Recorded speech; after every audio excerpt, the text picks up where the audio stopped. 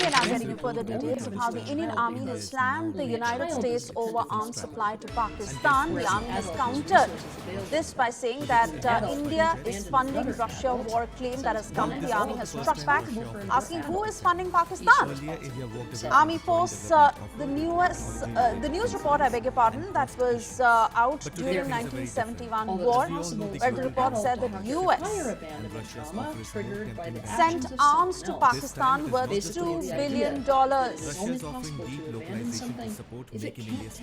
The Indian Army has now slammed the US over supplying arms to Pakistan. This after US has gone on to attack India. The Army has now issued the latest counter, saying that it was Pakistan who was sending arms to Pakistan. I beg your pardon, it was the United States that was sending arms to Pakistan, and this is very clear as the Army has now posted this news report during the 1971 war. This after US said that India was funding the Russia war. Over this very claim, the Indian Army has now countered the United States. We usually mean that someone who's dropped and given up their Remember, this has always been a point of contention as far as the US is concerned, so much so that you would remember that statement from the Pakistani minister who had said that we have been doing the dirty work for Pakistan for many decades. And now the Indian Army issuing a strong response, giving it back to the United States, particularly posting this news report from during the 1971 war, where the report clearly states that it was the United States that had sent arms to Pakistan that was worth $2 billion at that time. Let me cut across to Shivani Sharma to get details on this response issued by the Indian Army, giving it back to United States. opposite experience from abandonment in their adulthood. Suresh, see, this is a post that has come from the Eastern Command of the Indian Army that says and recalls the 1971 war, and it says that this day, that year, the build-up of war. So when it comes to 5th of August, an old article has been shared by the Eastern Command. It says that US arms of worth $2 billion shipped to Pakistan since 54.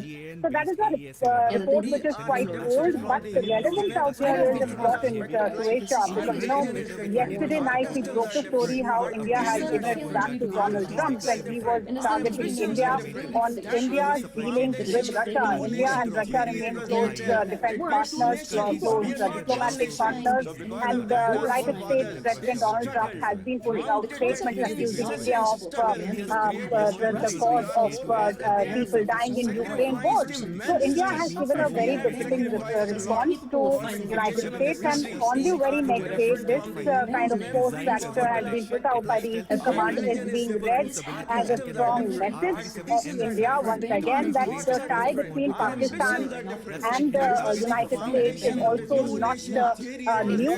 They have been collaborating, and India understands that the Pakistani government has been backed by United States since very long, and this is about the 1971 war when US arms were being shipped to Pakistan.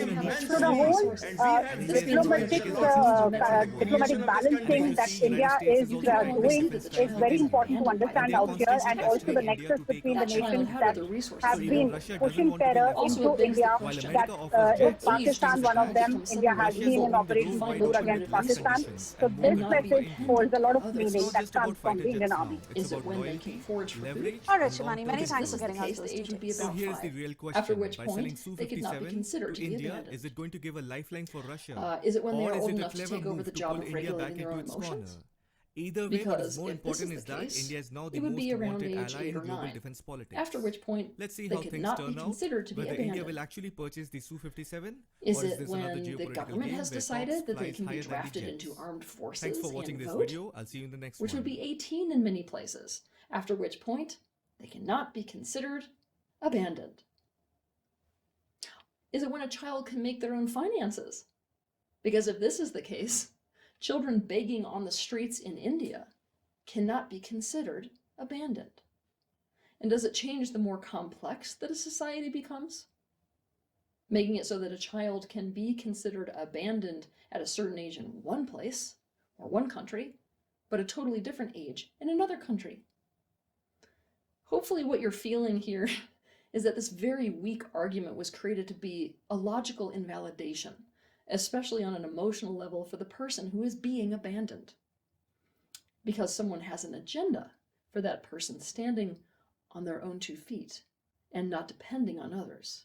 The question is, what agenda? That agenda might be something like, and I'm saying something as benign as, wanting the person to feel empowered and no longer dependent on others in a way that doesn't serve them. To the opposite, the agenda might be something as adverse as wanting to take no responsibility in a relationship. 4, the idea that it is not possible to abandon an adult comes from the false idea that human adults are a solitary animal that is not dependent on one another. The reality is just the opposite. Human beings are a group species. People are highly interdependent as a species. Their ability to thrive, in fact, does depend on each other. Attachment to one another runs very deep, and security in their relationships is extremely important to their well-being. Also, their relationships are not solely about use. Therefore, people do not experience each other as being exchangeable and replaceable. When a person has dropped and given up their commitment to stay with someone else, to support them, to look after them, to be there for them, or to fulfill agreements or responsibilities relative to that other person, it causes intense damage to them, regardless of their age, and regardless of whether they can technically find someone else or other resources to replace what was lost by the abandonment occurring. 5, this concept fails to recognize that there are many responsibilities that one has relative to another person that they have entered into relationship with, and instead seeks to establish a policy of zero responsibility relative to other people. There is a place for a person taking responsibility for themselves. There is an empowerment to be found in taking responsibility for oneself. But we sign up for things in relationships. We sign up for being relied on for certain things. Abandonment is to drop whatever we signed up for in a relationship or signed up for by getting into a relationship. If we enter into a relationship and take no responsibility relative to the other person, we are living in a narcissistic state of being. We're not truly in relationship. For this reason, it is very important in a relationship to mutually agree upon what we will/can versus won't/can't sign up for or take responsibility for in our relationships. In other words, what we will/can versus won't/can't be relied on for. The way you act and the things you do and don't do have an intense effect on other people. To understand more about this, you can watch my video titled, Am I Responsible for How Other People Feel? 6, when someone experiences any form of abandonment as an adult, they will be harmed by it. The degree to which they will suffer does depend on whether they already have trauma from a childhood abandonment. But here's the thing. A person who is abandoned in their childhood in some way will most likely be a vibrational match to repeat abandonment. But when a person is abandoned as an adult, the feelings they experience are not solely because of that past experience. This concept tends to place all the responsibility and pressure on a person's trigger from past abandonments, and/or it tends to place the responsibility and pressure on the problem being their reaction or how they feel, rather than on the person doing the injuring. In fact, many people who propagate this idea defend the behavior of the person doing the abandoning, such as pointing out that it's a person's right to leave. Of course, a person has free will and can leave if they feel it is in their best interest to do so. And of course, a person cannot stay in a situation where they are experiencing abuse or something like that. But here's the thing. The statement, you can't abandon an adult, is a form of pulling all pressure and responsibility off the person doing the abandoning and making the person being abandoned or neglected the problem instead. And this is a form of emotional abuse. 7, inherent in this concept are 2 shadows. The first is the shadow of not wanting to be depended on, and the second is not wanting to feel dependent on someone.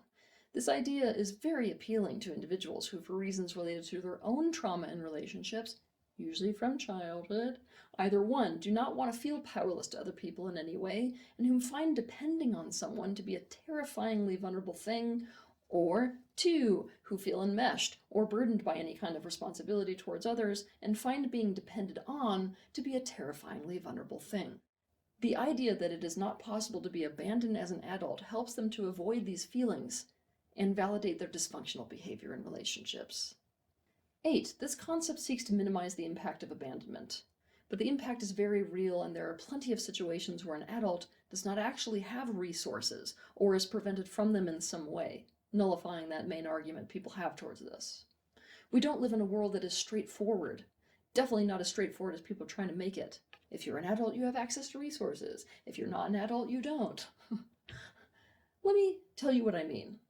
Let's imagine that a 40-year-old man abandons a 40-year-old woman and their 3 kids in the projects. That woman's life is going to drastically change for the worse, and she may very well not have access to the same resources that he was providing on a physical level, emotional level, and/or mental level. And her life, and the children's lives, will all take a turn for the worse because of it.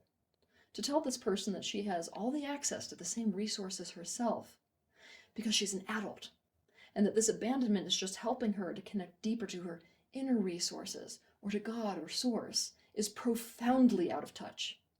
It is also to put even more pressure on her and add to the pain she's already experiencing as a result of the abandonment. You will come to find that this stance is an ideology that generates from the resourced and from the privileged. But let's go even further.